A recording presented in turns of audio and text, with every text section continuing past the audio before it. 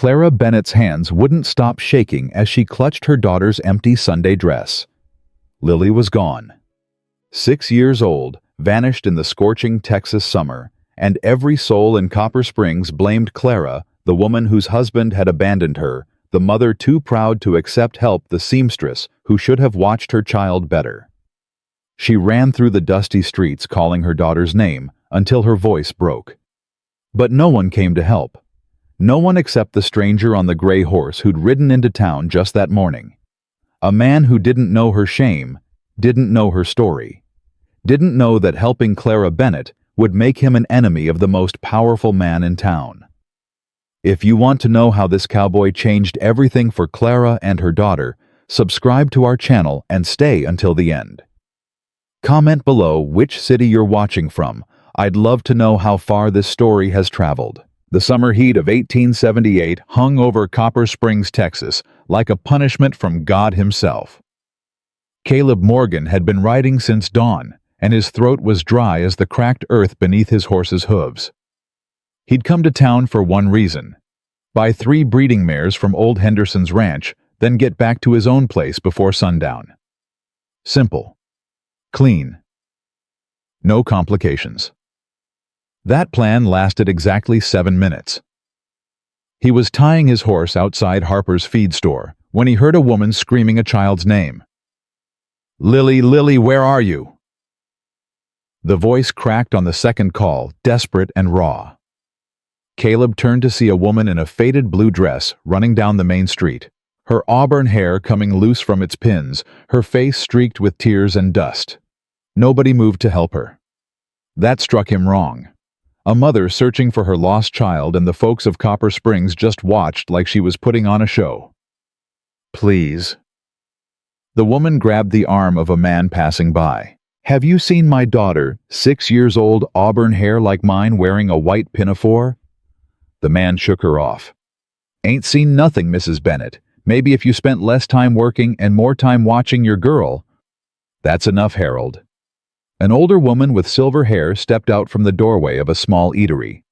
"Clara, honey, when did you last see her?" The woman, Clara, pressed her hand against her chest, like she was trying to hold her heart in place. "An hour ago. She was playing behind the shop while I finished Mrs. Patterson's dress. I turned around and she was just gone." "Children wander," the older woman said gently.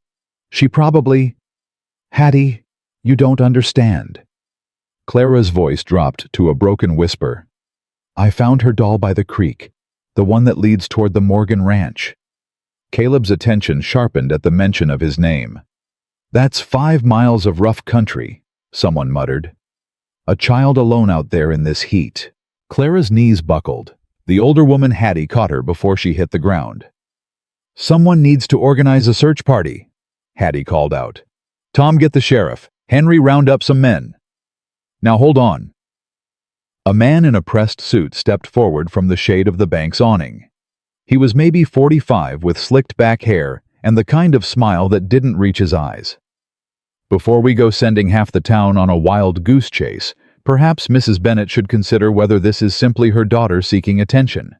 Children from troubled homes often act out." Clara's head snapped up. "How dare you, Marcus? My daughter is missing. And I'm sure she'll turn up." The man Marcus spread his hands in a gesture of false concern. "But we can't expect the good people of this town to drop everything because you've lost track of your child. Again. This is the first time." "Is it?" Marcus raised an eyebrow. "Seems to me a woman who can't keep a husband might also struggle to keep a child." Something cold settled in Caleb's gut. He'd seen this before. A whole town turned against one person using her misfortune as permission for cruelty. He'd promised himself he wouldn't get involved in other people's troubles. He'd kept that promise for 5 years.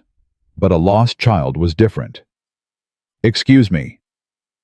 Caleb stepped forward, and the crowd parted around him, like he was Moses at the Red Sea. He wasn't sure if it was his height, the gun on his hip, or the look on his face. "You said the creek that leads to the Morgan Ranch." Clara looked up at him, her brown eyes swimming with tears and confusion. Yes. Who are you? Caleb Morgan. That's my land you're talking about. Hope flickered across her face like lightning across a summer sky. Then you know the area. Please, sir, if you've seen anything. A little girl, she has my hair, my eyes she's wearing. A white pinafore, Caleb finished. I heard. He turned toward his horse, untying the reins with quick, efficient movements. Mr. Morgan.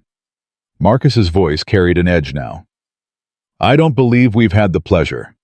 I'm Marcus Webb, president of Copper Springs Bank. Perhaps you'd like to conduct your business in town before riding off on some errand. Caleb didn't bother turning around. My business can wait. A child can't. I really must insist. And I really must decline. Now Caleb did turn, fixing Marcus with a stare that had made harder men back down. There's a 6-year-old girl lost somewhere between here and my ranch in 100-degree heat. I'm going to find her. You can either help or get out of my way. The silence that followed was thick enough to cut. Marcus's smile turned brittle. Of course. How noble of you. Caleb swung up into the saddle and looked down at Clara. Ma'am, you know your daughter. If she was following the creek, where would she go? What catches her eye? Clara wiped her face visibly, pulling herself together. Horses. She loves horses. She's always begging to pet the ones that pass through town. She says when she grows up, she's going to have 100 of them. Something twisted in Caleb's chest. He bred horses. His ranch was full of them. I'll find her, he said. It wasn't a promise he should be making to a stranger, but the words came out anyway. I'm coming with you. Clara was already moving toward a mule tied nearby. Ma'am, that animal won't keep up with... She's my daughter, Mr. Morgan. The steel in her voice surprised him. I'm coming. Caleb hesitated, then nodded once. Then keep up. They rode hard for the first 2 miles following the creek bed where the water had shrunk to a trickle in the summer drought. Clara pushed her mule harder than the animal wanted to go, but she never fell behind, never complained, never asked to stop. Caleb found himself respecting her for that. How long have you lived in Copper Springs? He asked when they slowed to let the animals drink. 5 years. Clara's eyes never stopped scanning the brush along the creek. Came here with my husband. He had plans. Big plans. The bitterness in her voice could have curdled milk. Those plans didn't include staying. He left. 2 years ago. Took everything we had and ran off with the schoolteacher's daughter. Clara laughed, but there was no humor in it. Left me with his debts and his reputation. Folks around here have long memories for a woman's shame and short memories for a man's sins. Caleb thought about that. Thought about the way the townspeople had watched her suffer without lifting a finger. Thought about Marcus Webb's cruel insinuations. That banker, he said. Webb. He seems to take a particular interest in your troubles. Clara's jaw tightened. He holds my husband's debts. Says I'm responsible for them since Daniel abandoned me without a proper divorce. He's been patient. Too patient. Lately he's made it clear what kind of payment he'd accept. Caleb understood immediately, and anger flared hot in his chest. And the sheriff is married to Marcus's sister. The mayor owes Marcus money. I see. Clara finally looked at him. Really looked with eyes that had seen too much disappointment to hold much hope. You don't have to concern yourself with my troubles, Mr. Morgan. Just help me find my daughter. That's all I ask. Caleb didn't answer. He nudged his horse forward, following the creek as it wound through increasingly rough terrain. The sun beat down mercilessly, and he tried not to think about a 6-year-old child alone in this heat with no water. They'd been riding for another 20 minutes when he heard it. Laughter.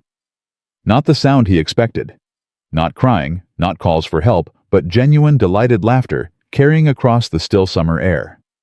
Clara heard it too. Her whole body went rigid. Lily.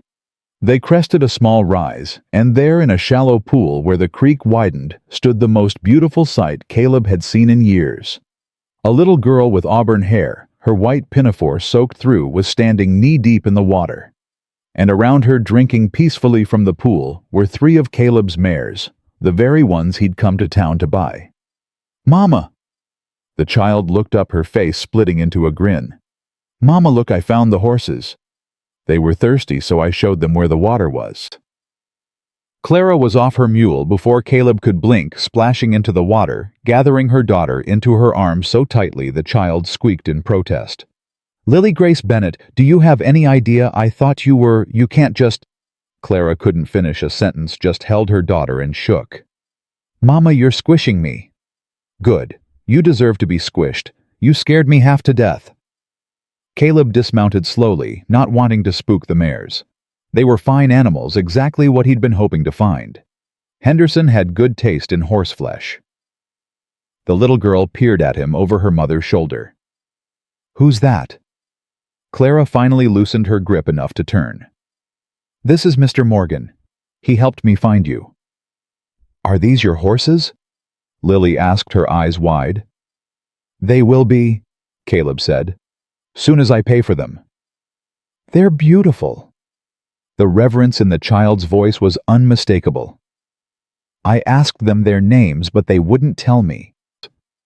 "That's because they don't have names yet. They're young, just born this spring." "Everything deserves a name," Lily said seriously. "Otherwise, how do they know who they are?"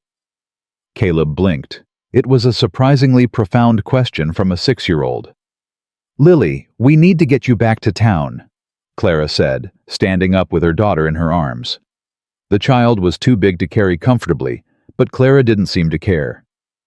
"You're soaking wet. You've been gone for hours and everyone is worried sick." "Not everyone," Lily said quietly. Clara froze. "What do you mean?" "I heard Mr. Webb talking."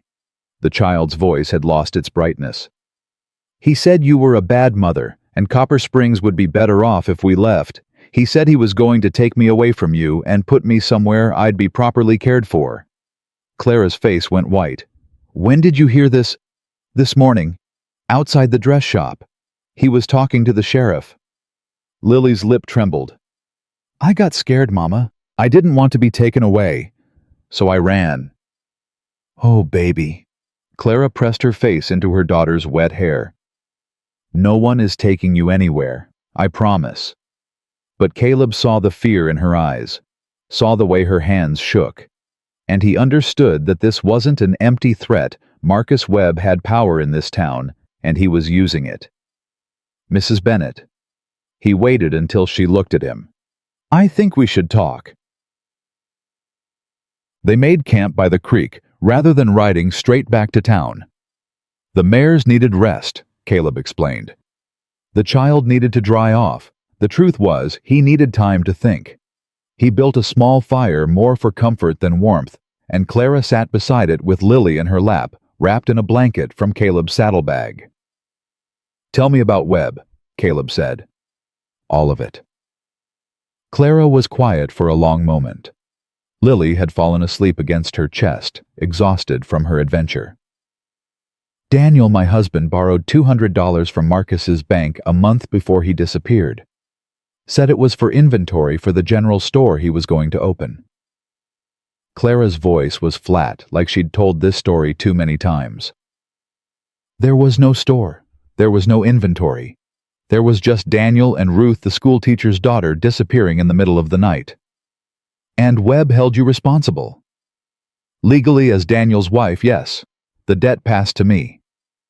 Clara smoothed her daughter's hair. "I've been paying it off little by little. I'm a good seamstress, the best in town actually. But with interest, the debt keeps growing. Every time I think I'm getting close, there's another fee, another charge." "How much do you owe now?" $312. Might as well be $3,000. Caleb did the math. At this rate, she'd never pay it off. That was likely the point. "Webb's offered me a way out," Clara continued. "Several times. He says if I agree to marry him, he'll forgive the debt. He's even graciously offered to provide for Lily." Her voice dripped acid on the word graciously. "You refused." I told him I'd rather sleep in the dirt than share his bed. Clara looked at him defiantly. Maybe that makes me foolish. A practical woman would accept. A good mother would do whatever it takes to provide for her child. But I can't. I won't let another man control my life. Not again. That doesn't make you foolish, Caleb said. It makes you brave. Clara's laugh was sharp. Brave, I'm terrified every single day. Terrified he'll find a way to take my daughter. Terrified he'll find some legal trick to throw me in debtor's prison. Terrified that one day I'll have no choice left but to say yes. There's always a choice. That's easy for a man to say. No accusation in her voice, just exhaustion. You can ride away anytime you want. Go wherever you please. Do whatever you please. I don't have that luxury. She was right. Caleb knew she was right. He'd spent 5 years exercising exactly that freedom, riding away from anything that threatened to complicate his carefully constructed solitude. But something about this woman and her child made him want to stay. What if you did? He said slowly. What if you could ride away? Clara stared at him. What do you mean? Caleb wasn't sure himself. The idea was forming even as he spoke. My ranch is 15 miles from here. I've got a house modest but sound. I need someone to help keep the place up, cooking, cleaning, mending. I've got more ripped shirts than whole ones. He paused. It's not charity. It would be a job. Room and board for you and the girl plus wages. Clara's expression was unreadable. You don't know me. I know you raised a daughter alone in a town that treats you like dirt. I know you refused to take the easy way out even when it cost you everything. I know you ride a mule like you were born to it and don't complain when the going gets hard. Caleb shrugged. I've hired men on less. And what would people say? A widow and her daughter living alone on a ranch with an unmarried man. My nearest neighbors are the Holloways, married 40 years, good people. Martha Holloway would vouch for your reputation. Caleb hesitated. And frankly, Mrs. Bennett, it doesn't seem like your reputation in Copper Springs can get much worse. He regretted the words as soon as they left his mouth, but Clara didn't flinch. Instead, something that might have been hope flickered in her eyes before she tamped it down. What about Mr. Webb? Webb has no authority outside town limits. My ranch is in a different county. He'd find a way to cause trouble. He always does. Let him try. Caleb meant it. I've faced worse than a small-town banker with delusions of grandeur. Clara looked down at her sleeping daughter. In the firelight, the child's face was peaceful, innocent, unaware of the danger circling her small life. I need to think about it, Clara said finally. This isn't a decision I can make in an hour. Fair enough. Caleb rose, stretching. We should head back before full dark. People will be wondering. They rode back to Copper Springs in silence. Lily seated in front of her mother, on the mule still drowsy from her nap. The sun was setting as they reached the edge of town, painting the sky in shades of orange and red. A small crowd had gathered near the sheriff's office. Hattie from the eatery, a few curious shopkeepers, and standing at the center like a spider in his web, Marcus Webb. There she is. Hattie rushed forward as Clara dismounted. Oh, thank the Lord. We were about to send out a proper search party. Where was she? By the creek, Clara said, helping Lily down. She'd wandered farther than we thought. 5 miles is quite a distance for a child to wander alone. Marcus's voice sliced through the murmurs of relief. One might almost think she was running from something. Or someone. Clara's arms tightened around her daughter. She was exploring. She's 6. Marcus's eyes slid to Caleb, still mounted on his horse. And Mr. Morgan happened to find her. How fortunate. Tell me, Mr. Morgan, do you make a habit of rescuing damsels in distress? Caleb met his gaze steadily. Only when the men who should be helping are too busy running their mouths. A ripple of surprise went through the crowd. Apparently, people didn't talk to Marcus Webb that way. I see. Marcus's smile didn't waver, but his eyes turned cold. "Well, I'm sure Mrs. Bennett is grateful for your assistance. Perhaps you'll allow me to buy you a drink as thanks. After all, we should get to know each other better. You'll be doing business in our town quite regularly, I imagine." "I imagine I will." Caleb dismounted, looping his horse's reins around the hitching post. "But I don't drink with men who threaten children." The silence was absolute. "I beg your pardon." Marcus's voice was soft, dangerous. "Your conversation with the sheriff this morning, about taking Mrs. Bennett's daughter and placing her elsewhere." Caleb took a step forward, and Marcus took an involuntary step back. "I don't know what laws you've got here in Copper Springs, Mr. Webb, but where I come from, a man who threatens to separate a mother from her child is the lowest kind of coward. Now see here." "I'm not finished." Caleb's voice dropped to a register that made several people edge away. "Mrs. Bennett owes you money. Fine, that's between you and her.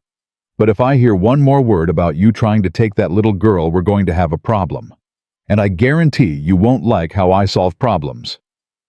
Marcus's face had gone from confident to uncertain to furious in the span of seconds. "You don't know who you're dealing with." "Neither do you." Caleb tipped his hat to Clara, who was staring at him with an expression he couldn't read. "Ma'am, you know where to find me if you want to discuss that matter we talked about." He mounted his horse, nodded to the stunned crowd, and rode out of Copper Springs without looking back. But something told him this wasn't the last time he'd see Clara Bennett. 3 days later, she appeared at his ranch. Caleb was in the corral with the new mares he'd completed the purchase from Henderson the day after the confrontation when he heard a wagon approaching. He looked up to see Clara at the reins, Lily beside her, and what looked like everything they owned piled in the back. Clara brought the wagon to a stop and met his eyes. "I thought about it," she said. Caleb wiped his hands on his trousers and walked toward her. And I decided you're either the answer to my prayers or the worst mistake I've ever made." She climbed down from the wagon, her chin high. "Either way, I'm done letting Marcus Webb decide my future." Lily scrambled down after her mother, eyes immediately drawn to the horses in the corral. "Mama, look, it's the mares from the creek. I see them, baby." Caleb looked at the wagon, at the meager possessions tied down with fraying rope, a sewing machine, a trunk, a crate of books, Lily's doll, everything Clara Bennett had in the world. "You're sure about this?" he asked. Clara met his gaze without flinching. "I'm not sure about anything, Mr. Morgan. Haven't been for a long time. But I know I can't stay in that town another day. I know my daughter deserves better than to grow up surrounded by people who look at her like she's worthless. And I know that whatever happens here, at least I'll have made my own choice." Caleb nodded slowly. "The house needs work.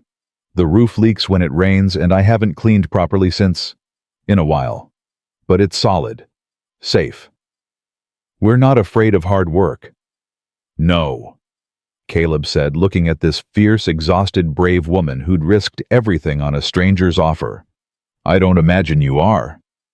He helped them unload the wagon as the sun climbed higher in the Texas sky. Lily immediately ran to the fence to watch the horses chattering to them about their new names she'd been thinking up. And Clara stood in the doorway of the small ranch house, taking in the sparse interior, the dust motes dancing in the light, the emptiness that echoed with years of solitude. "It's a good house," she said quietly. "It could be better," Caleb admitted. "Could be a home maybe, with time." Clara turned to look at him, something shifting in her expression. "Maybe," she said, "with time." Neither of them knew it then, but that summer would change everything. The first morning, Clara was awake before dawn. She'd barely slept, lying in the narrow bed in the small room Caleb had cleared for her, and Lily, listening to the unfamiliar sounds of the ranch horses moving in the corral, an owl calling somewhere in the darkness, the creak of the house settling around them. "What have I done?" she thought. "What have I done?" But when Lily stirred beside her, mumbling something about horses in her sleep, Clara knew the answer. She'd done the only thing she could. She'd given her daughter a chance. She found Caleb already in the kitchen, struggling with a coffee pot that looked older than he was. "You're up early," he said without turning around. "Old habit.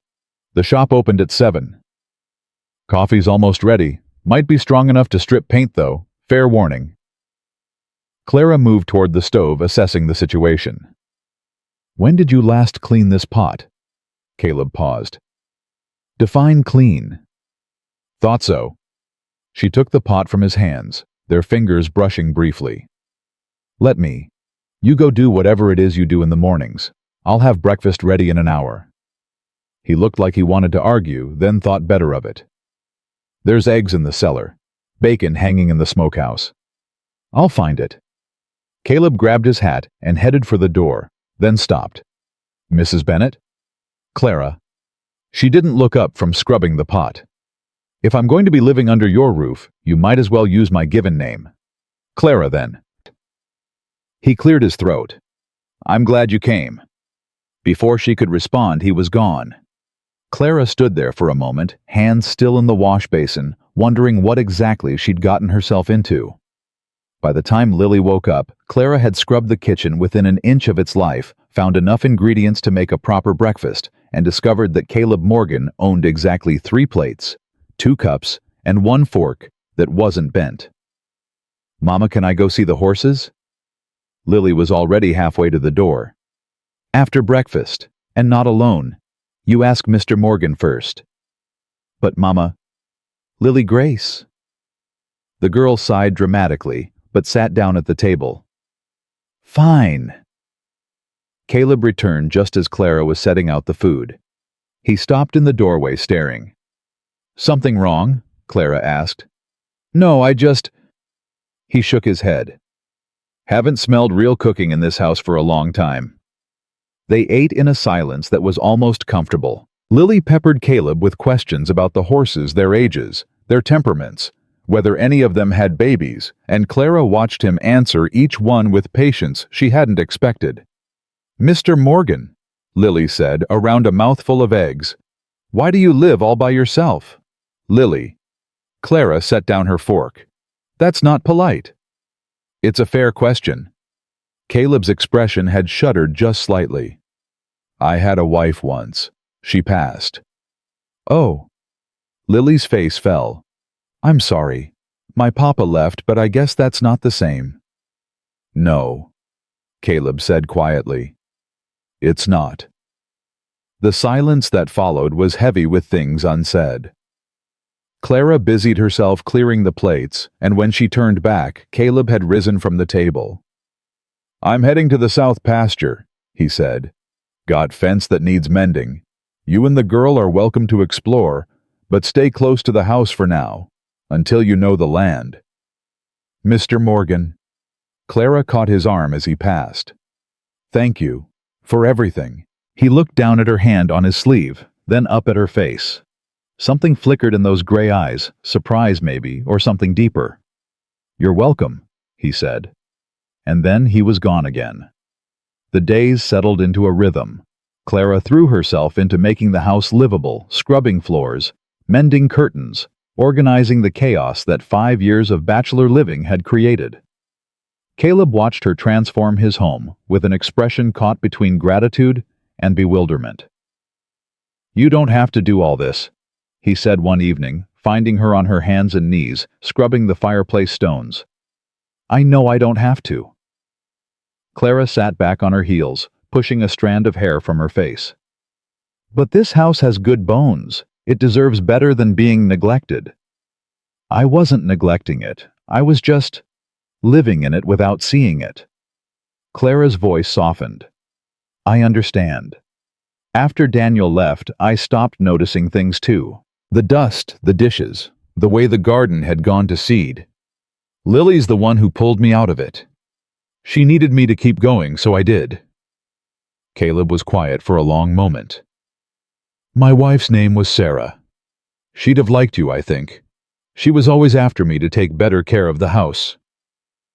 It was the most he'd said about his past since they'd arrived. "How long ago?" Clara asked gently. 5 years. Fever took her that first winter." He sat down heavily on the hearth beside her.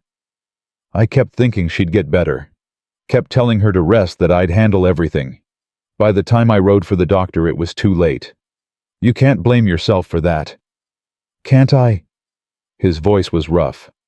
I should have gone sooner. Should have noticed the signs. Should have what? Known the future. Clara reached out, covered his hand with hers. We do the best we can with what we know. That's all any of us can do.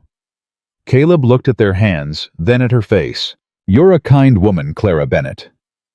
I'm a practical woman, she corrected. Kindness has nothing to do with it. You gave us a chance when no one else would. The least I can do is scrub your fireplace. A ghost of a smile crossed his face. Fair enough.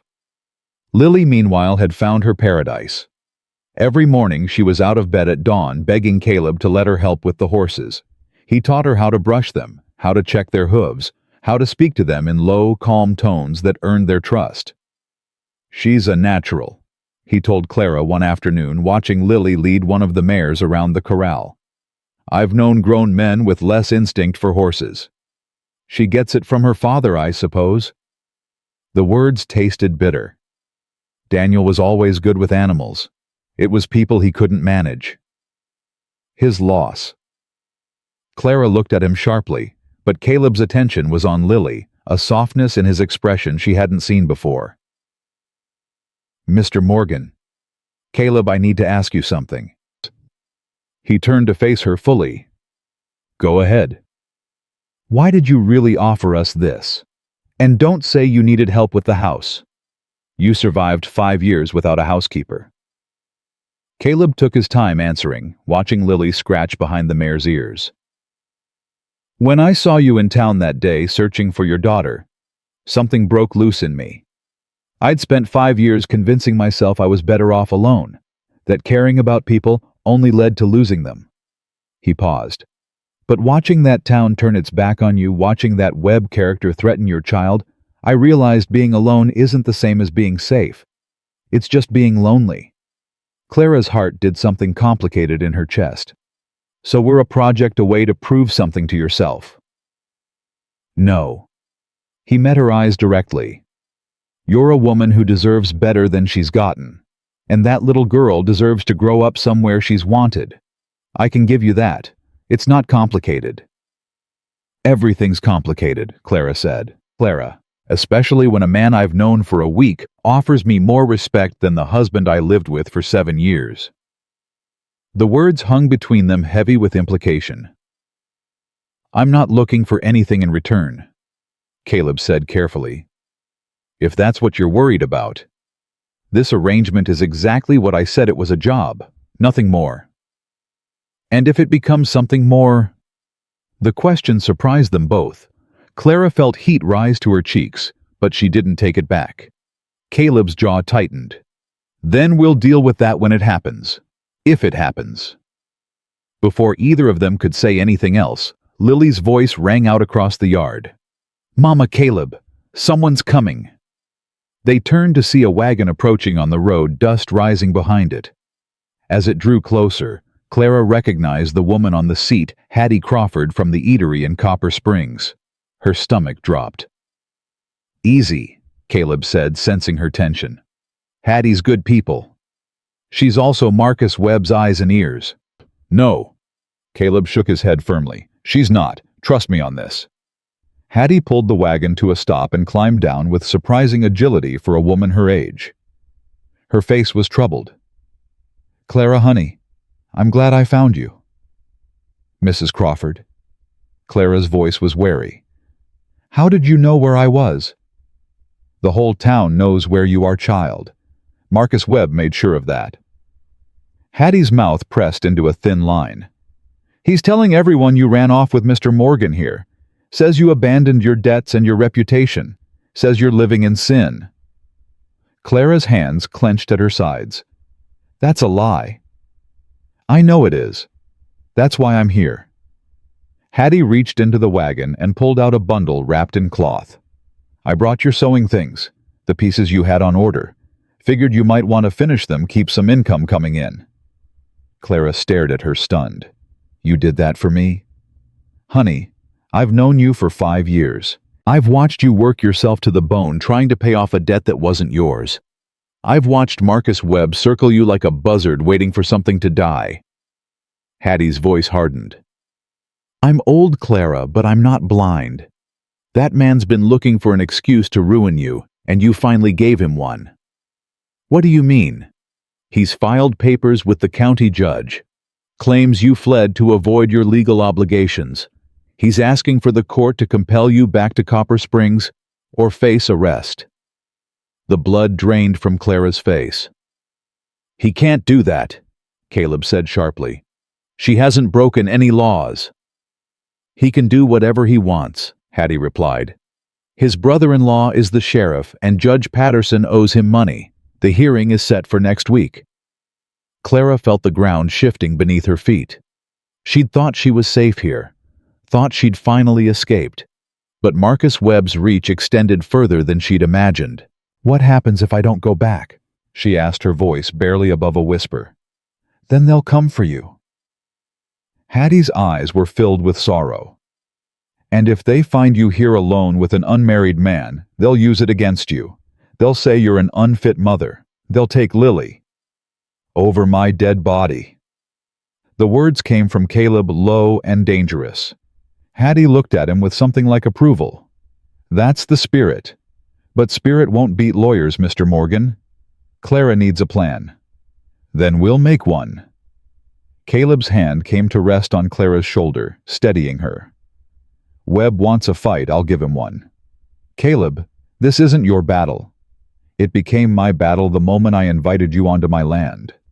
His grip tightened briefly. I don't abandon people who trust me. Not ever. Clara looked up at him, at this quiet, stubborn, complicated man who'd upended his solitary life for a woman he barely knew. Why? She asked. Why do you care so much? Caleb didn't answer right away. When he did, his voice was rough. Because I spent 5 years not caring about anything, and I'm tired of it. Hattie watched the exchange with sharp eyes. Well, maybe there's hope for this situation after all. They moved inside, where Hattie laid out everything she knew about Webb's plan. The hearing was in 8 days. The judge would likely rule in Marcus's favor unless Clara could prove she had stable living arrangements and the means to pay her debts. $312? Clara said flatly. I don't have it, even if I sewed day and night for a year. What if you did have it? Caleb interrupted. Clara shook her head. We've been through this. I won't accept charity. It's not charity. Caleb leaned forward, his eyes intent. It's an investment. I need help with the ranch. Real help, not just cooking and cleaning. I've been looking to hire someone for months, but good hands are hard to find. What if we made this official, a proper employment contract with wages that go directly toward paying off your debt? That would take years. Then it takes years. But in the meantime, you'd have legal employment, legal housing, and a legal claim to being here. Webb couldn't touch you. Hattie was nodding slowly. It could work, if you had witnesses to the arrangement, if everything was documented properly. I can't ask you to do this, Clara said to Caleb. You'd be making an enemy of the most powerful man in the region. I've made enemies before. Caleb's expression was unreadable. They tend to regret it. Mama? Lily's voice came from the doorway. She'd crept in without any of them noticing, her small face pale with worry. Are the bad men going to take me away? Clara's heart shattered.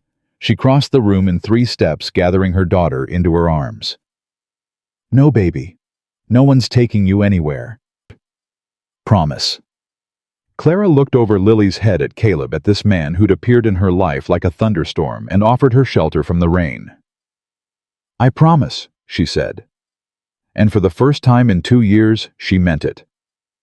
Hattie left as the sun was setting, promising to return with news of any developments in town. Clara stood in the doorway, watching the wagon disappear down the dusty road, feeling the weight of the days ahead pressing down on her. We'll figure this out. Caleb had come to stand beside her, close enough that she could feel the warmth of him. Webb's not as powerful as he thinks. You don't know him. I know men like him. Bullies with money and connections who've never had anyone stand up to them. A hard smile crossed his face. They crumble faster than you'd think when someone finally pushes back. Clara turned to face him. And if they don't crumble, if Webb wins and they come to take Lily, then they'll have to go through me first. The words were simple, direct without a trace of bravado. Clara realized with a start that she believed him. You hardly know us, she said. Why are you willing to risk so much? Caleb was quiet for a long moment. When he spoke, his voice was softer than she'd ever heard it. Because when Sarah died, I wished someone had been there to fight for me, to tell me I didn't have to face everything alone. He met her eyes. You're not alone anymore, Clara. Neither is Lily. Whatever happens, you have someone in your corner now. Clara felt tears prick at her eyes. She blinked them back fiercely. Thank you, she whispered. Don't thank me yet. Caleb's mouth quirked. We've got a fight ahead of us. I know. Good. He nodded toward the house. Get some rest. Tomorrow we start preparing for that hearing. And I need you sharp. Clara almost smiled. Yes, sir. She went inside, checked on Lily, and lay down in the narrow bed that was slowly starting to feel like hers. For the first time in 2 years, she didn't dream of Daniel leaving. She dreamed of staying. The next 5 days passed in a blur of preparation. Caleb rode to the county seat and returned with a lawyer, a young man named Thomas Whitfield, who'd recently hung his shingle and hadn't yet learned to be afraid of men like Marcus Webb. This is thin, Thomas said, spreading papers across the kitchen table. Webb's claiming you entered into a verbal agreement to marry him in exchange for debt forgiveness.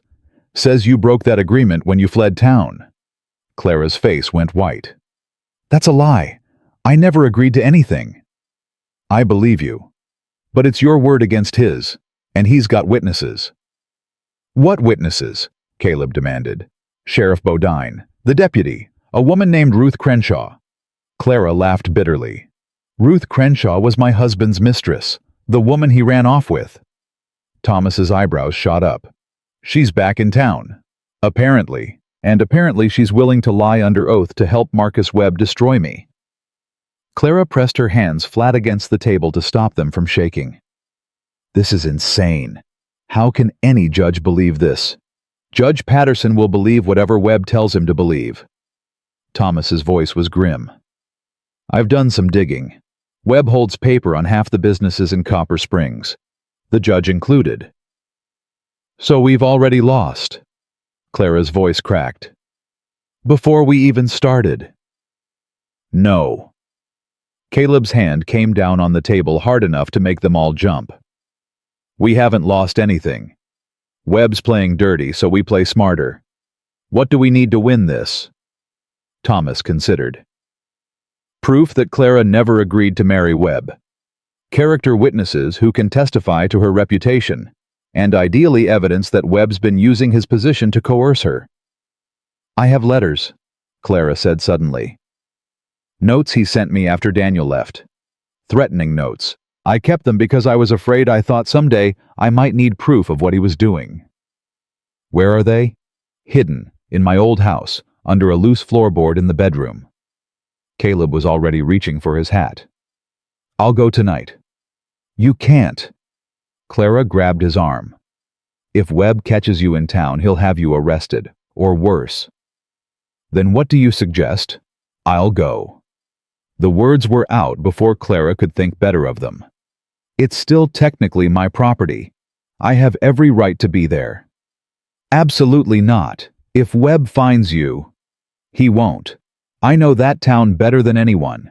I know which streets to avoid, which neighbors will look the other way. Clara's jaw set stubbornly. This is my fight, Caleb. Let me fight it. They stared at each other, two walls of will colliding. I'm going with you, Caleb said finally. Non-negotiable. Fine, but we go my way. Quiet. No confrontations. Agreed. Thomas cleared his throat. There's one more thing. The judge might be more inclined to rule in Clara's favor if she had stability, a clear future. She has employment here, Caleb said. We have a contract. That helps, but a single woman living with an unmarried man, even as an employee. Thomas shifted uncomfortably. The optics aren't great. Webb will use it. The implication hung heavy in the air. What exactly are you suggesting? Clara's voice was dangerously quiet. I'm not suggesting anything. I'm telling you what Webb will argue, that you left his protection to become this man's. Thomas couldn't finish the sentence. Get out. Clara rose from her chair, trembling with fury. Get out of this house. Mrs. Bennett, I'm trying to help. By calling me a whore, by implying that the only way I can be respectable is with a husband. Clara. Caleb's voice was calm. He's not wrong about what Webb will say. I don't care what Webb says. I care about the truth. The truth doesn't always win in a courtroom. Caleb stood moving to face her. I've seen good men hang on lies and bad men walk free on technicalities. Webb knows how to play this game. We need to be smarter. Clara's eyes were bright with unshed tears. So what? You want me to marry you to save my reputation, to give the gossips what they expect? The question landed like a thunderclap. Caleb went very still. Is that what you think I want? I don't know what you want. I don't know what any of this is. Clara's voice broke. 3 weeks ago, I was a seamstress trying to survive. Now I'm living in a stranger's house facing a court hearing that could take my daughter, and everyone keeps telling me the only way to be safe is to belong to a man. You don't belong to anyone. Caleb's voice was rough. Not Webb, not me. You're not property, Clara. Then stop trying to protect me like I am. I'm not. He ran a hand through his hair, frustration evident. I'm trying to help you because I want to, because you deserve someone in your corner. That's all. Thomas quietly gathered his papers. I'll come back tomorrow. You two clearly have things to discuss. Neither Clara nor Caleb acknowledged his departure. They stood in silence for a long moment, the tension between them thick enough to choke on. I'm sorry, Clara said finally. I shouldn't have said that. You had every right to say it. No, I didn't. You've done nothing but help us since the day we met. I'm just... She pressed her hands to her face. I'm so tired of being afraid. I'm tired of men deciding my future. I'm tired of fighting battles I can't win. Then stop fighting alone. Caleb crossed the room, gently pulling her hands away from her face. I meant what I said. You're not alone anymore. But that doesn't mean I'm trying to control you. It means I'm standing beside you. There's a difference. Clara looked up at him at those gray eyes that held more kindness than she'd seen in years. Why? She whispered. Why do you care so much about what happens to me? Caleb's jaw tightened. Because when I look at you, I see someone who deserves a better hand than she's been dealt. Because your daughter lights up every room she walks into and shouldn't have to grow up afraid. Because... He stopped abruptly. Because what? Because I haven't felt anything in 5 years. His voice dropped to barely above a whisper. And then you showed up. And suddenly I feel everything. It scares the hell out of me. Clara's breath caught. Before either of them could say anything else, the door burst open and Lily ran in her face, streaked with tears. Mama! There's men coming. Bad men. Caleb's hand went to his gun. How many? 3, on horses. One of them is the mean man from town. Marcus Webb. Clara's blood turned to ice. Take Lily to the cellar. Caleb said, his voice deadly calm. Don't come out until I tell you. Caleb. Now Clara. She grabbed Lily's hand and ran. The cellar was dark and cool, smelling of earth and potatoes. Clara pulled her daughter close, feeling the child's heart racing against her own chest. It's going to be okay, she whispered. Mr. Morgan will handle it. What if the bad men hurt him? They won't. Clara wished she believed it. Above them, she heard voices. Caleb's low and controlled, and then Marcus Webb's smooth as snake oil. "Mr. Morgan, what a pleasant surprise to find you at home." "It's my home. Where else would I be?" "Indeed. I don't suppose you've seen Mrs. Bennett recently. She seems to have vanished from town rather suddenly." "Can't say I have." "How odd. Several witnesses saw her heading in this direction with her daughter and all her worldly possessions." Webb's voice hardened. "I'd hate to think you were harboring a fugitive from justice." "Mrs. Bennett isn't a fugitive. She's a citizen who exercised her right to leave a town that was treating her poorly. She has debts, Mr. Morgan. Legal obligations. Fleeing those obligations is a crime." "Funny. I didn't see you this concerned about legal obligations when her husband fled with your bank's money." Silence. Clara held her breath. "Daniel Bennett's actions are not the issue here." "Aren't they? The man took your money and vanished. Yet you've spent 2 years hounding his abandoned wife instead of tracking him down. Makes a person wonder what you're really after." "I don't appreciate your insinuation. And I don't appreciate armed men showing up at my property." Caleb's voice dropped dangerously. "You're on Morgan land now, Webb. My land. My rules.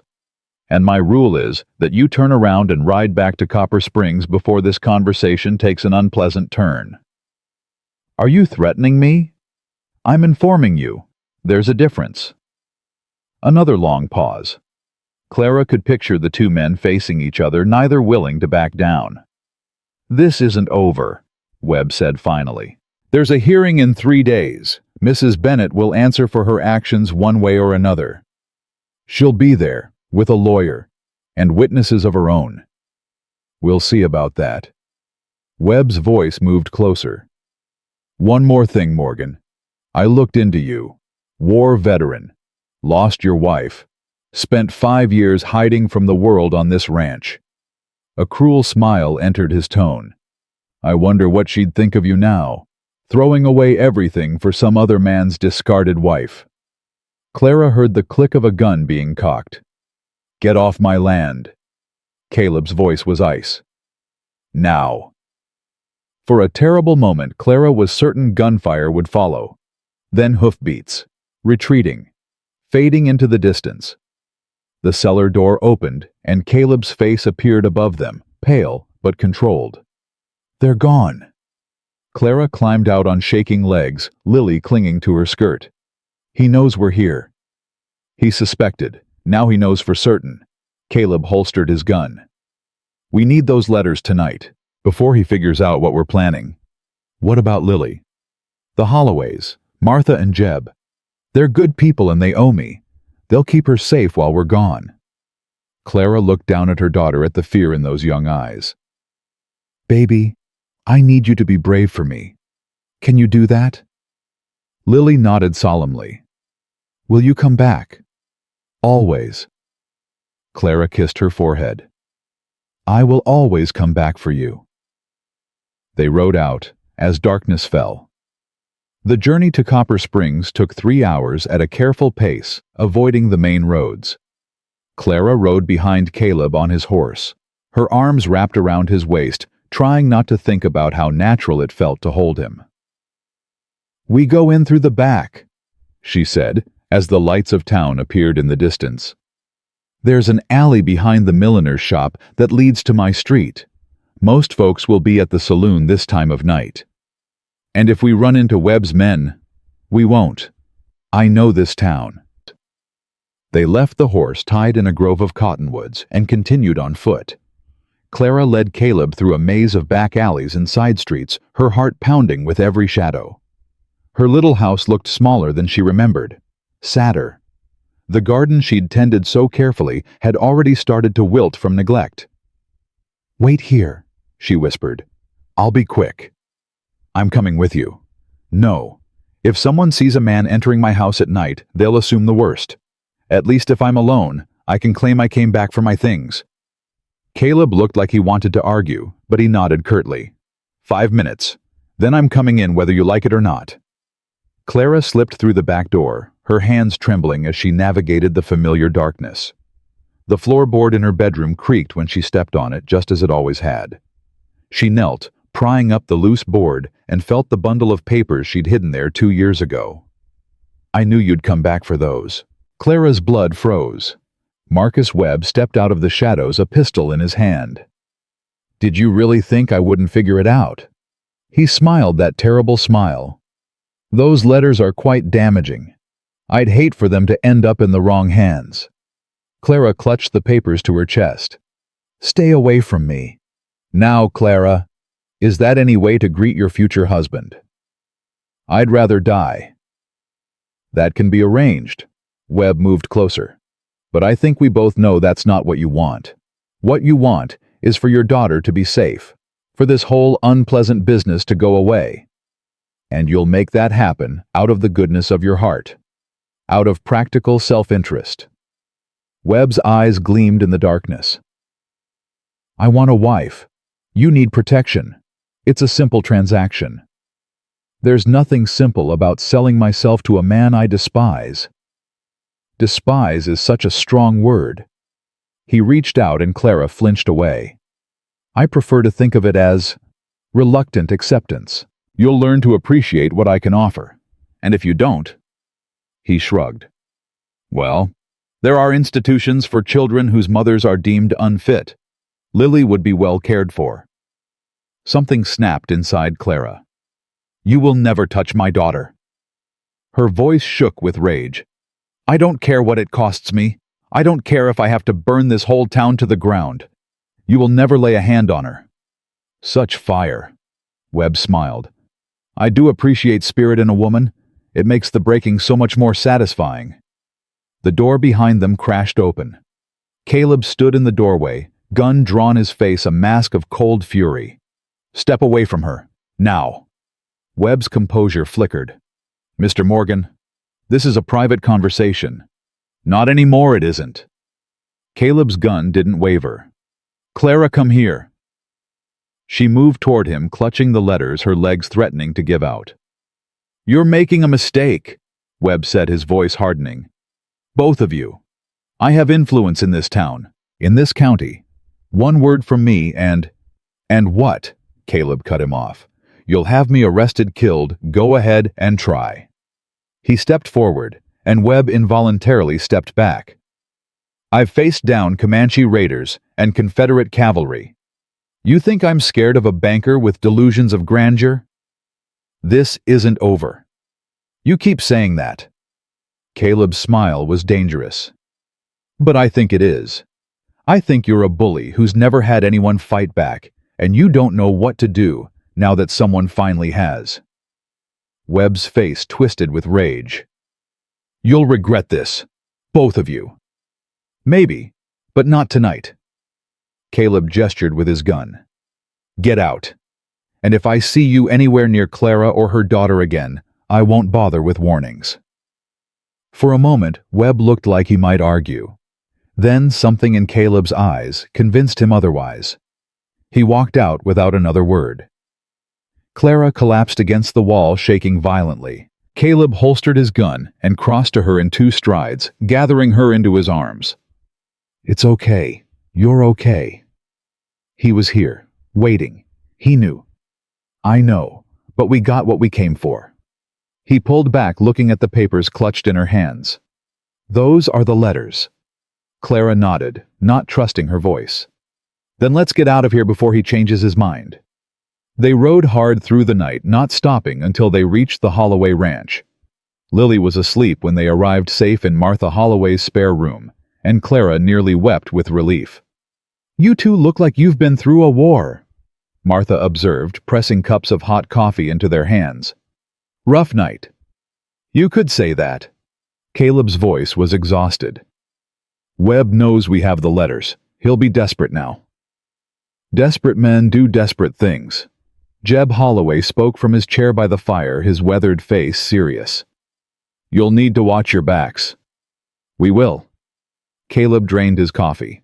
"But first we need to sleep. The hearing's in 2 days, and we need to be ready." They returned to Caleb's ranch as dawn was breaking.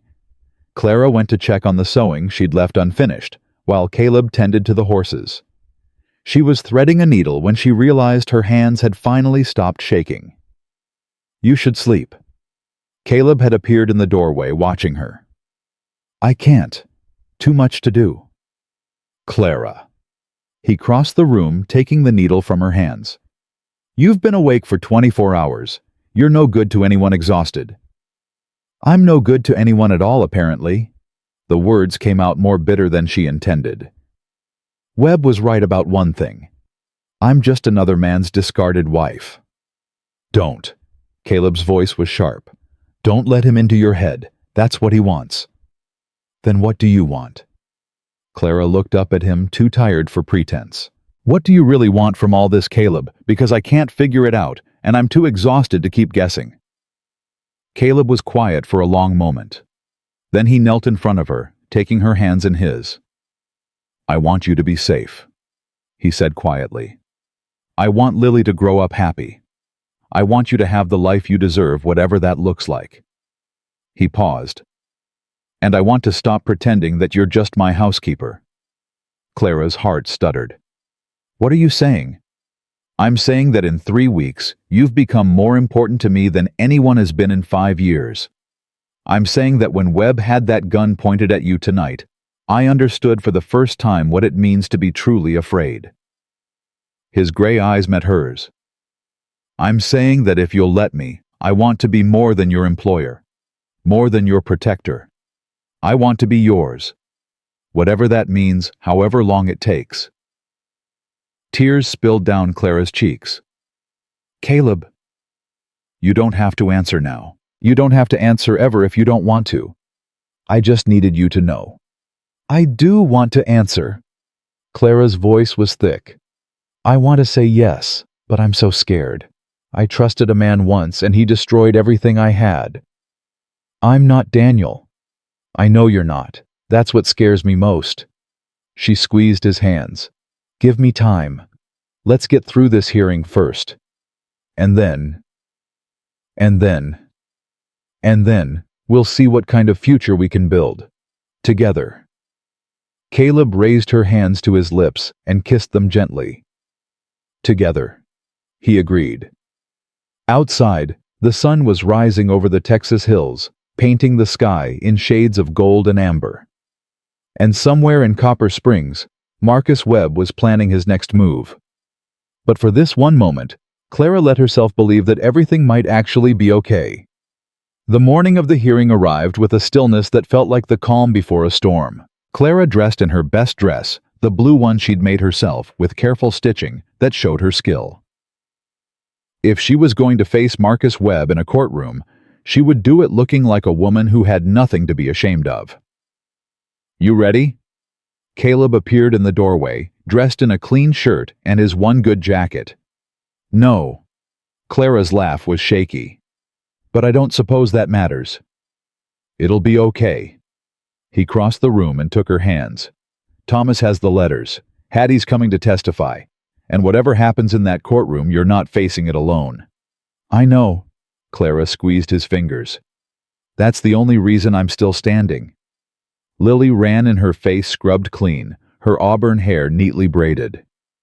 "Mama, can I come too?" "No, baby. You're staying with Mrs. Holloway." "But I want to help." Clara knelt to her daughter's level. "You are helping. By being safe. That's the most important thing you can do for me right now." Lily's lip trembled. "What if the bad man wins?" "He won't." Caleb's voice was firm. "I promise you, Lily.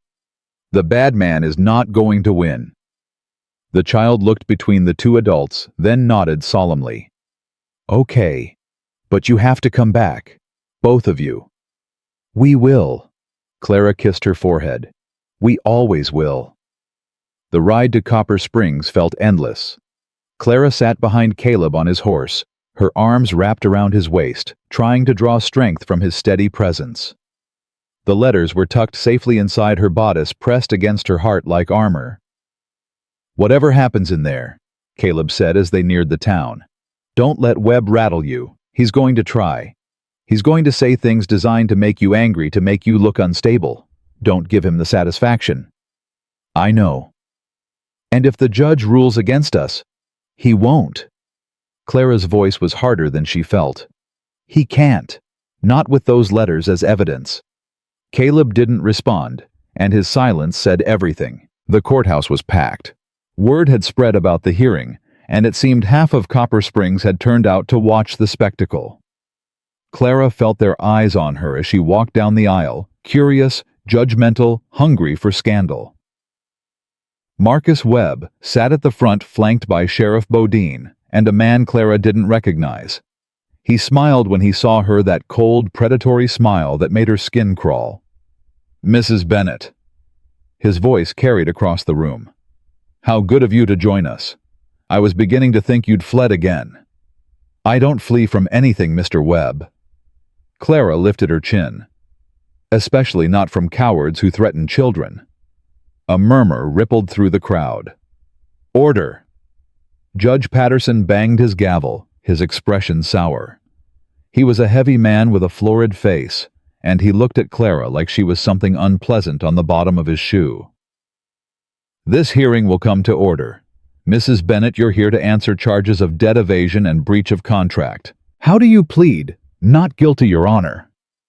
Thomas Whitfield stepped forward, his young face determined.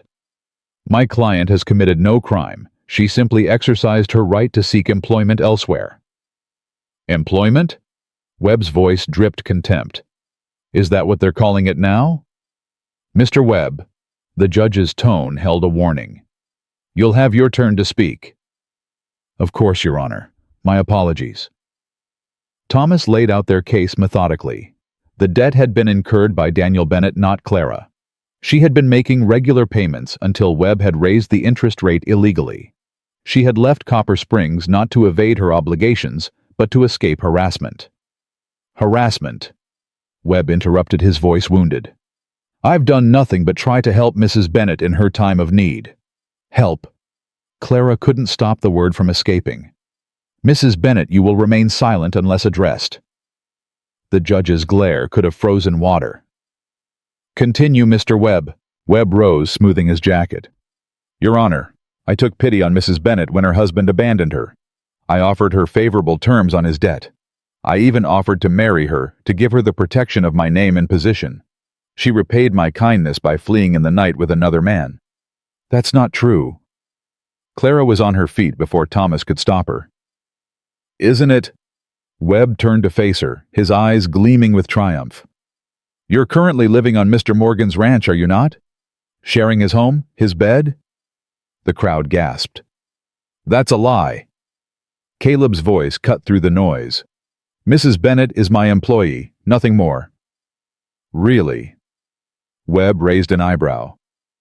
Then perhaps you can explain why several witnesses saw you holding her in an intimate embrace outside her former home 3 nights ago. Clara's blood ran cold. He'd had them followed. We were recovering from your attempt to intimidate her at gunpoint. Caleb shot back, a fact I'd be happy to testify to. At gunpoint? The judge looked genuinely surprised. Mr. Webb, is this true? Certainly not, Your Honor. I was merely attempting to recover property that belonged to me, letters Mrs. Bennett stole from her own home. Stole? Thomas jumped in. Those letters were Mrs. Bennett's personal correspondence. They document Mr. Webb's campaign of harassment and threats. I'd like to see these letters, the judge said. Clara pulled the bundle from her bodice and handed them to Thomas, who passed them to the judge. As Patterson read, his expression shifted from skepticism to something harder to define. Mr. Webb. His voice was carefully neutral. These letters contain some troubling language. They're forgeries, Your Honor, obviously fabricated to... They're in your handwriting. Clara's voice shook with rage. Dated over the past 2 years. You threatened to destroy my business if I didn't cooperate. You threatened to have me declared unfit and take my daughter. You said... Enough. Webb's composure cracked. This is absurd. You're going to take the word of the abandoned woman over mine. I'm the president of the Copper Springs Bank. You're a man who preys on vulnerable women. Hattie Crawford's voice rang out from the back of the courtroom. She stood in the doorway, and she wasn't alone. Behind her stood a dozen women of various ages, their faces set with determination. "What is the meaning of this?" The judge banged his gavel. "This is a closed hearing." "It's about to become a very public one, Your Honor." Hattie walked down the aisle, her silver hair gleaming in the light. "These women all have stories about Marcus Webb, stories about loans with hidden terms, about payments that somehow never reduce the principal, about suggestions that certain debts could be forgiven in exchange for personal favors." Webb's face went white. "This is slander. It's testimony." Hattie reached the front of the room. "We're prepared to swear under oath, every single one of us." The courtroom erupted. Judge Patterson banged his gavel repeatedly, but the noise only grew. Clara watched Webb's expression transform from confident to panicked, as woman after woman stepped forward, their voices overlapping with accusations and evidence. "He told me my husband's debt would double if I didn't. He said no one would believe a widow over. My daughter was only 17 when he—" Silence. The judge roared so loud that even the crowd quieted. His face was mottled red and purple. "Mr. Webb, these are serious allegations." "They're lies, all of them." But Webb's voice had lost its smoothness. "These women are conspiring against me because—" "Because what?" Hattie stepped forward, her eyes blazing. "Because we finally found the courage to speak. Because one woman," she pointed at Clara, "showed us that it was possible to fight back." Clara felt tears prick at her eyes. She hadn't known, hadn't realized that others had suffered the same torment she had. "Your Honor." Thomas's voice was steady. "In light of these new testimonies, I move to dismiss all charges against my client and recommend a full investigation into Mr. Webb's business practices." "You can't do this." Webb's composure shattered completely. "Do you know who I am? Do you know what I can do to all of you?" "What you can do?" Caleb stepped forward, his presence suddenly dominating the room. "You can try to bully and threaten and manipulate like you've been doing for years. But you're finished, Webb. Everyone in this room can see it. The only question is whether you go quietly or make things worse for yourself." Webb's hand moved toward his coat. Caleb was faster. His gun was out before Webb's fingers touched fabric. The barrel pointed directly at the banker's chest. "Don't." The word was quiet, but it carried. Sheriff Bodine moved toward Caleb, but froze when several men in the crowd stood up, their hands on their own weapons. "I think," one of them said slowly, "we've let this go on long enough. Marcus Webb has been a blight on this town for years. It's time for that to end." "You're all going to regret this." Webb's voice was shrill now, desperate. "Every single one of you." "No, Mr. Webb." Judge Patterson's voice was heavy with something that might have been shame. "I think the only one with regrets today will be you." He banged his gavel once decisively. "All charges against Clara Bennett are dismissed. Sheriff Bodine, take Mr. Webb into custody pending a full investigation into the allegations made here today." "You can't be serious." Bodine looked like he'd swallowed something sour. "He's my brother-in-law." "Then perhaps you should have kept better watch on his activities." The judge's voice hardened. "Take him now, or I'll find someone who will." For a moment, nobody moved. Then Bodine sighed, pulled out his handcuffs, and walked toward Webb. "Marcus Webb, you're under arrest." "This isn't over." Webb's eyes found Clara as Bodine led him away. "This will never be over." "Yes, it is." Clara's voice didn't waver. "You have no power over me anymore, over any of us." The doors closed behind him, and the courtroom exploded into chaos. Clara found herself surrounded by women hugging her, thanking her, sharing stories she'd never heard. She learned that Webb had been preying on widows and abandoned wives for over a decade, using their vulnerability and shame to keep them silent. "You gave us courage," one woman said, tears streaming down her face. "When we heard you'd run, that you'd found someone willing to stand up with you. We knew we couldn't stay quiet anymore." "I didn't do anything," Clara protested. You fought back." Hattie squeezed her hand. "That's everything." Caleb found her an hour later, still surrounded by women sharing their stories. He hung back, not wanting to intrude, but Clara caught his eye and excused herself. "Well," he said when she reached him, "that was something." Clara laughed, the sound slightly hysterical. "I keep thinking I'm going to wake up, that this was all a dream, and I'm still in my old house terrified of what Webb might do next." "It's real." Caleb took her hands. "It's over. You're free. We're free." She looked up at him, her eyes bright. "I couldn't have done this without you. Any of it." "You could have." His voice was gentle. "You're the strongest person I've ever met, Clara Bennett. You just needed someone to remind you." "Mama!" Lily's voice cut through the crowd. Clara turned to see Martha Holloway walking toward them, the little girl dancing at her side. "Mrs. Holloway said there was good news. Did we win? Did the bad man get in trouble?" Clara knelt and gathered her daughter into her arms. "Yes, baby. The bad man got in big trouble, and he's never going to bother us again. Ever, ever." Lily beamed, then looked up at Caleb. "Does this mean we can stay at the ranch with the horses?" Caleb glanced at Clara, a question in his eyes. "That depends," Clara said slowly, "on what Mr. Morgan wants." "What I want." Caleb knelt so he was at their level. "What I want is for you and your mama to stay as long as you'd like. Forever if you want." "Forever is a long time," Lily said seriously. "It is." Caleb smiled. "But I reckon I'd like to spend it getting to know you both better, if your mama agrees." Lily looked between the two adults with the knowing expression that children sometimes have. "You're going to marry Mama, aren't you?" It wasn't a question. Clara felt heat rise to her cheeks. "Lily!" "I'm not stupid," the child continued. "You look at each other the way Mr. and Mrs. Holloway do, all soft and mushy." Caleb laughed, a real laugh, full and warm, out of the mouths of babes. "I'm not a baby." Lily put her hands on her hips. "I'm 6 3/4. "My apologies, 6 3/4. Caleb's eyes found Clara's.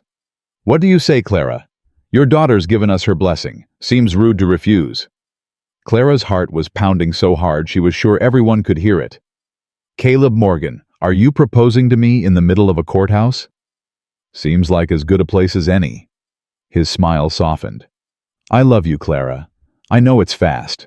I know we've only known each other a few weeks, but I've spent 5 years alone, and I don't want to spend another day without you." "Say yes, Mama." Lily tugged at her skirt. "He's nice, and he has horses." Clara laughed through the tears that were suddenly streaming down her face.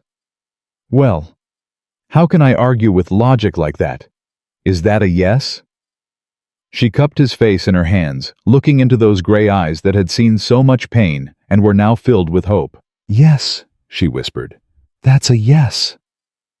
Caleb kissed her right there in front of the whole town, and Clara didn't care who was watching. Let them talk, let them gossip. She had found something real, something true, and she wasn't going to let anyone else's judgment take that away. "Well?" Hattie's voice came from somewhere nearby. "I suppose this calls for a celebration." They were married 3 days later. It wasn't a grand ceremony, just Reverend Thomas the Holloway's Hattie and a few of the women who had testified against Webb. They gathered in the small church as the afternoon sun streamed through the windows, and Clara walked down the aisle toward the man who had ridden into her life like an answered prayer. "You look beautiful," Caleb murmured as she reached his side. "You look terrified." "I am." His smile was crooked. "But it's a good kind of terrified." The vows were simple, heartfelt. When Reverend Thomas pronounced them husband and wife, Lily cheered so loudly that several birds startled from the church roof. "I now have a papa," she announced to anyone who would listen. "A real one who doesn't run away." Caleb picked her up, settling her on his hip like he'd been doing it his whole life. "That's right, and I'm not going anywhere." Clara watched them, her heart so full it ached. 3 weeks ago, she'd been a woman on the edge of despair, trapped by debt and threats, and a town that had turned its back on her. Now she had a husband who loved her, a home where she was wanted, and a future that finally looked bright. "What are you thinking?" Caleb asked, catching her expression. "That I'm happy." Clara leaned into his side. "I'd forgotten what that felt like." "Get used to it." He pressed a kiss to her hair. "Because I plan on making you happy for a very long time." That evening they returned to their ranch now. Clara stood in the doorway watching the sun set over the hills. Lily already racing toward the corral to check on her beloved horses. Having second thoughts. Caleb came up behind her, wrapping his arms around her waist. "No, just taking it all in." Clara turned in his embrace. "This time last month I thought my life was over. I thought I'd lost everything. And now?" "And now," she smiled up at him. "Now, I have everything I never knew I needed." Caleb kissed her slow and sweet, and Clara melted into him. The past was behind them. Daniel's betrayal, Webb's cruelty, the years of loneliness and fear. Ahead lay something new, something beautiful, something built on trust and respect, and a love that had taken them both by surprise. "Mama, Caleb," Lily's voice rang across the yard. "Star had her baby, come see." They broke apart laughing and ran to join their daughter at the corral. Sure enough, one of the mares, the one Lily had named Star, was standing proudly beside a wobbling newborn foal. "Can we call her Hope?" Lily asked, her eyes shining. "Because that's what she is. Right, a new beginning." Clara looked at Caleb, at this man who had given her back her courage, her dignity, her future. "Hope," she agreed. "That's perfect." They stood together, the three of them watching as the foal took its first unsteady steps. And Clara knew with a certainty that went bone deep that this was exactly where she was meant to be. Not because a man had rescued her, but because she had found the strength to rescue herself, and in doing so had found a partner who saw her as an equal, not a possession. That was worth more than all the gold in Texas. The summer stretched into fall, and with it came changes Clara never could have imagined. Marcus Webb's trial had become the talk of 3 counties. Women traveled from as far as Austin to testify against him, each story worse than the last. The territorial prosecutor had taken over the case, and word was that Webb would spend the rest of his life behind bars. "Good riddance," Hattie said when she visited the ranch bringing news and fresh-baked bread. "That man caused more pain than a rattlesnake in a sleeping bag." Clara smiled, her hands busy with the mending she'd been neglecting. "I still can't believe it's really over." "Believe it, honey." Hattie patted her knee. "You did what none of us had the courage to do. You stood up." "I had help." Clara's eyes found Caleb through the window. He was teaching Lily how to saddle a horse, his patience infinite as the child struggled with buckles too big for her small hands. "That you did." Hattie followed her gaze. "That man looks at you like you hung the moon." "Does he?" "Don't pretend you haven't noticed." The older woman laughed. "I've known Caleb Morgan since he first rode into this territory. Never seen him smile as much as he has these past few months." Clara felt warmth spread through her chest. It was still strange, this happiness.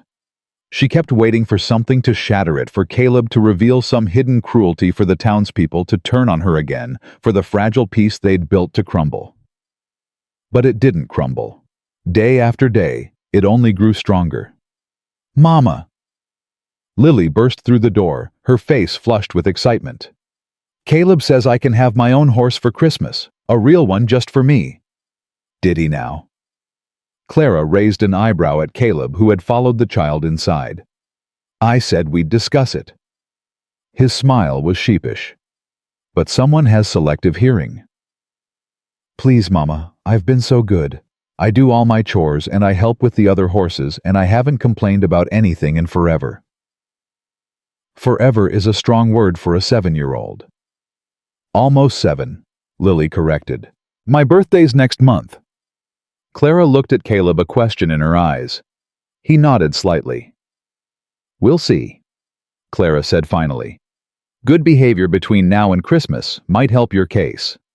Lily squealed and threw her arms around Clara's waist.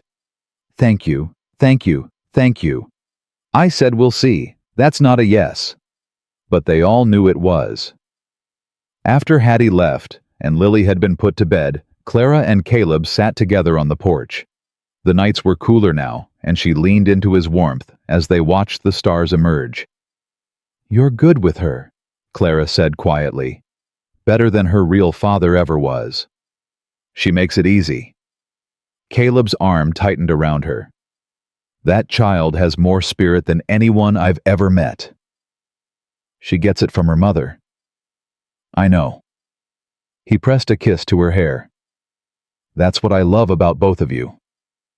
Clara's heart stuttered. He'd said the words before, but they still caught her off guard. Still felt like something precious and fragile that might disappear if she held it too tightly. I love you too, she whispered. I don't think I've said that enough. You say it every day. Caleb turned her face toward his. In the way you make this house a home.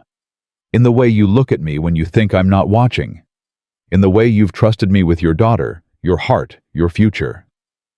Tears pricked at Clara's eyes. How did I get so lucky? Luck had nothing to do with it. His thumb brushed away a tear that had escaped. You fought for this. You earned it. They sat in comfortable silence, the kind that only comes with deep intimacy. Clara thought about the woman she'd been just a few months ago, terrified, desperate, alone. She barely recognized that person now. I want to do something, she said suddenly. What kind of something? There are other women out there, women like I was trapped by circumstances and cruel men and a society that looks the other way. Clara sat up straighter. I want to help them. I want to create a place where they can come, where they can be safe, where they can start over. Caleb was quiet for a long moment. That would take money, resources, land. I know. Clara's voice faltered. It's probably foolish. I don't have any of those things. We have land. Caleb's voice was thoughtful. More than we need, actually. That north pasture I've been meaning to clear, it's got good water access, flat ground. Could build on it. Clara stared at him. You'd do that. You'd give up part of your ranch for... It's our ranch. He caught her hand. And if this is what you want to do, then we'll find a way to do it. Caleb. I mean it. His eyes were steady. You spent years having your dreams crushed by men who didn't deserve you. I'm not going to be one of them. If you want to build a sanctuary for women, then we'll build a sanctuary. Clara threw her arms around him, laughing and crying at the same time. You're impossible. I prefer devoted. That too. The next morning, Clara started making plans. She wrote letters to the women who had testified against Webb, asking if they'd be willing to help. The response was overwhelming. Within weeks, she had a dozen volunteers, several donated supplies, and a growing fund of money contributed by people who'd heard about her mission. You've started something, Thomas Whitfield told her when he came to draw up the legal papers. He'd become a regular visitor, his young face earnest and hopeful. People are talking about this all over the territory. A refuge for women in need. It's never been done before. Then it's past time someone did it. You'll face opposition. There are men who won't like the idea of women having a place to escape to. Let them not like it. Clara's jaw set. I didn't survive Marcus Webb to be frightened by smaller men. Thomas smiled. No, I don't suppose you did. The building began in early spring. Caleb hired men from 3 counties, and they worked from dawn to dusk, transforming the north pasture into something remarkable. A main house with dormitories for women and children, a smaller building that would serve as a schoolhouse, a workshop where residents could learn trades, sewing, cooking, carpentry, whatever skills would help them build new lives. It needs a name, Lily declared one evening, surveying the construction from her perch on Caleb's shoulders. "What do you think we should call it?" Clara asked. The child considered seriously. "Hope House. Because that's what it is, right? A place where people can find hope again." Clara felt her throat tighten. Hope House. That's perfect. The dedication ceremony was held on a warm April afternoon, exactly 1 year after Clara had fled Copper Springs, with nothing but her daughter and her determination. The territorial governor came along with representatives from women's organizations as far away as San Francisco. Reporters from 3 newspapers were there to document the occasion. And standing at the front of the crowd were the women of Copper Springs, Hattie, the witnesses from Webb's trial, and dozens of others who had contributed to making this dream a reality. Today, Clara addressed the gathering, her voice steady despite her racing heart. We open the doors of Hope House, not as an act of charity, but as an act of justice. For too long, women in desperate circumstances have had nowhere to turn. They've been told that their only options were submission or starvation. Today we tell them there's another way. Applause rippled through the crowd. "I didn't build this alone," Clara continued. "I had help from a man who saw me not as someone to possess, but as someone to partner with." She looked at Caleb standing with Lily in his arms, his face full of pride. "I had help from women who had every reason to stay silent, but chose to speak instead. And I had help from a community that finally decided to stand up against injustice." She paused, gathering herself. "There will be people who oppose what we're doing here. People who think women should know their place, should accept their circumstances, should be grateful for whatever scraps they're given." Her voice hardened. "To those people I say this: we are not asking for permission. We are not waiting for approval. We are building something better with or without your blessing." The applause this time was thunderous. After the ceremony, Clara found herself surrounded by well-wishers. Women she'd never met shook her hand and thanked her. Men she'd feared would oppose her expressed admiration instead. It was overwhelming and wonderful. "Quite a day," Caleb said when he finally reached her side. "I can't believe it's real." "It's real." He handed her a glass of lemonade. "You made it real." "We made it real. I just paid for some lumber." His smile was crooked. "You're the one who turned it into something meaningful." Clara leaned into him, suddenly exhausted. "Is it wrong that all I want to do is go home and sleep for a week?" "That's exactly what we're going to do." Caleb steered her toward the edge of the crowd. "Martha Holloway's watching Lily tonight. We've got the house to ourselves." "Caleb Morgan, are you suggesting—" "I'm suggesting," he murmured in her ear, "that my wife has earned some rest, whatever form that rest takes." Clara felt heat rise to her cheeks. Even after nearly a year of marriage, he could still make her blush like a schoolgirl. They slipped away as the celebration continued, riding home in the fading light. Clara rested her head against Caleb's back, feeling the steady rhythm of his heartbeat, and marveled at how completely her life had changed. A year ago, she'd been terrified. Alone. Convinced that happiness was something that happened to other people. Now she had a husband who loved her, a daughter who thrived, and a purpose that felt bigger than herself. She'd built something that would outlast her, a legacy of hope for women who had none. "What are you thinking?" Caleb asked as they neared the ranch. "That I'm grateful." Clara's arms tightened around his waist. "For everything. For you." "The feeling's mutual, Mrs. Morgan."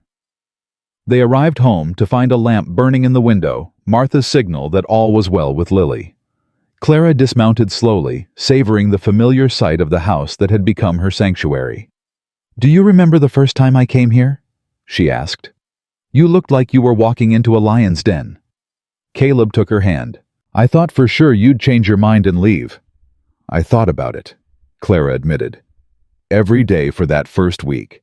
I kept waiting for something to go wrong. And now I can't imagine being anywhere else." They went inside and Caleb built a fire while Clara changed out of her good dress. When she emerged, he was waiting with 2 glasses of whiskey, a rare indulgence for them both. "To Hope House," he said, raising his glass. "To new beginnings." Clara clinked her glass against his. And to the man who made them possible. I told you. I know what you told me. She set down her glass and moved toward him. But I know the truth. I was broken when you found me. You helped me put myself back together. You were never broken. Caleb's voice was rough. You were bent, maybe. Battered. But never broken. How can you be so sure? Because broken people don't fight the way you did. They don't stand up in courtrooms and challenge powerful men. They don't build refuges for strangers. He cupped her face in his hands.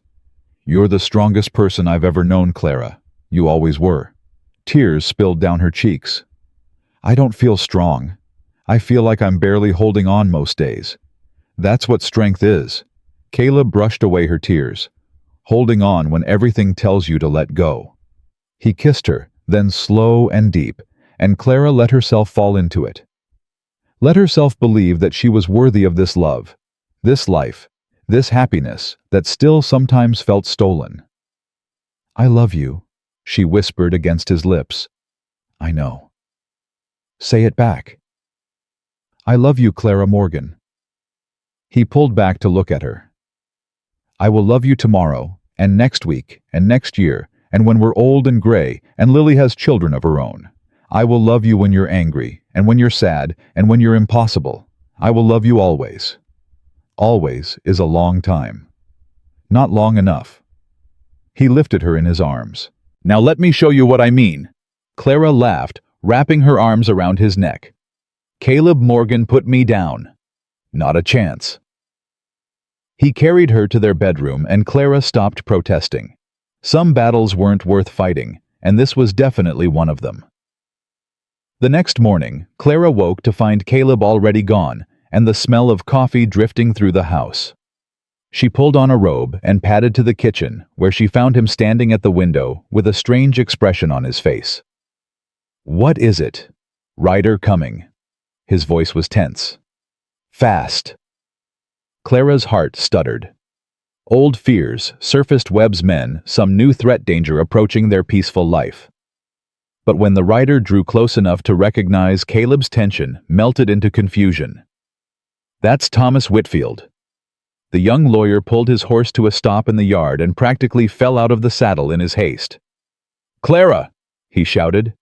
Caleb, you need to hear this. They met him at the door, both concerned. Catch your breath? Caleb said. What's happened? Thomas bent over, hands on his knees, gasping. It's Webb. Marcus Webb. Clara felt the blood drain from her face. What about him? He's dead. Thomas straightened his eyes wide. Killed himself in his cell last night. Left a confession, pages and pages of it. Every crime he ever committed, every woman he ever hurt, every bribe he ever paid. The lawyer's voice trembled with excitement. Including proof that your husband Daniel was in on it. Webb helped him flee the country, paid his passage to Mexico in exchange for leaving you behind as collateral. Clara's knees buckled. Caleb caught her before she fell. Daniel? She whispered. He sold me... Not exactly, but close. Thomas pulled a folded paper from his jacket. There's more. Webb kept detailed records.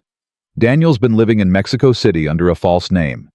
The territorial marshal has already requested extradition. Clara stared at the paper like it might bite her. Daniel. The man who'd abandoned her, who'd left her to face Webb alone, who'd never once looked back at the daughter he'd fathered.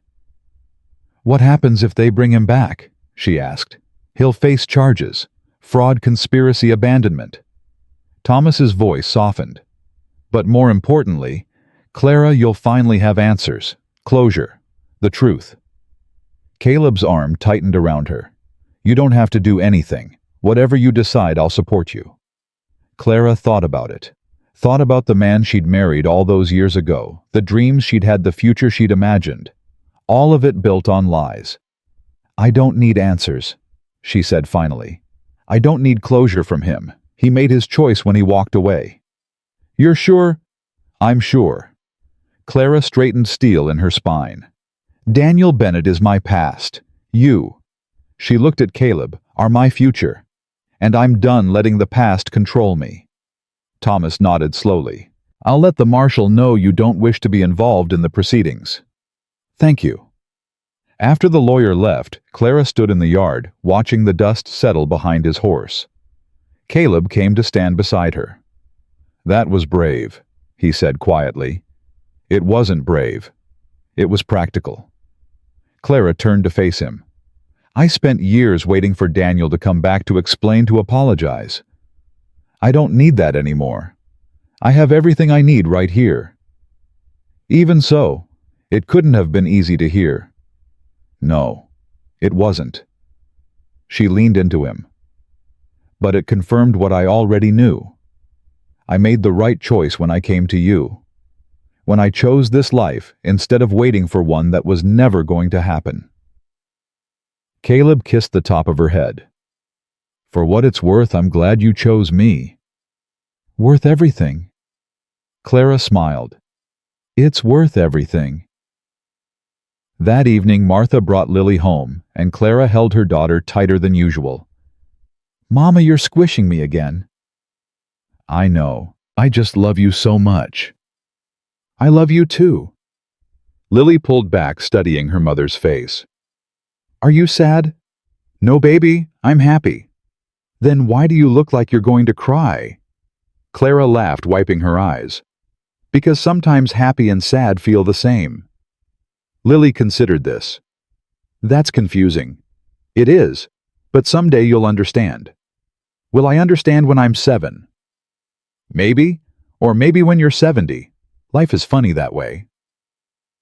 They had dinner together, the three of them around the table Clara had made beautiful with flowers from her garden.